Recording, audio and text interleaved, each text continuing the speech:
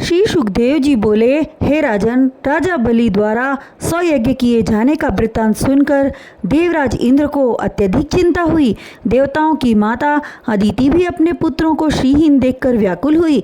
दैत्यों के भय से भागकर वन पर्वतों में छिपे अपने पुत्रों की दशा के बारे में जानकर वह उदास मुख एक दिन अपने पतिदेव कश्यप जी के पास बैठी थी। उसकी उदासी देखकर कश्यप जी ने पूछा, हे अदिति, तुम्हारी उदासी का कारण क्या है?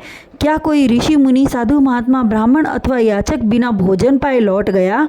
पति के वचनों को सुनकर वह बोली, हे स्वामी, न तो कोई अतिथि मेरे द्वार से भूखा लौटा और न ही कोई ऋषि ब्राह्मण। मैंने गृहस्थोचित धर्म का पालन किया है। हे स्वामी, देवता एवं असुर दोनों आपके पुत्र हैं। आप दोनों से प्रेम भाव रखते हैं। कृपा करके मेरे पुत्रों का दुख दूर करें। तब कश्यप जी बोले, हे अदिति, जब देवताओं को राज्य प्राप्त होता है तब तेरी सौत अदिति उदास हो जाती है, और जब राज्य दैत्यों को प्राप्त होता है तो तू उदास हो जाती है। देवता एवं दैत्य दोनों ही मेरे पुत्र हैं, इसलिए मैं किसी का पक्षधर होकर अनीति नहीं करना चाहता। उचित यही है कि तू श्री नारायण की शरण में जा। सत्य संकल्प भगवान ही तेरे कष्टों को दूर करेंगे। तब अदिति निवेदन करती हुई बोली, हे स्वामी, कृपा करके यह बतलाइए कि श्री नारायण का व्रत किस प्रकार करना चाहिए।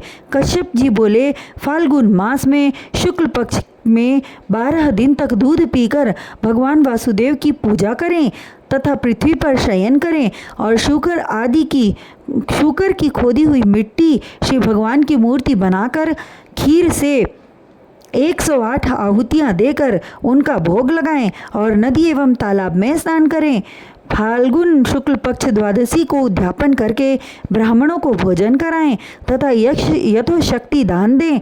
त्रयोदशी को ब्रह्मचर्य रहें तथा असत्य भाषण एवं पाप कर्म की चर्चा न करें। उसी दिन श्रीमद् भागवत कथा का श्रवण करें। भगवान श्री नारायण की कृपा से मनवांछित फल प्राप्त होंगे।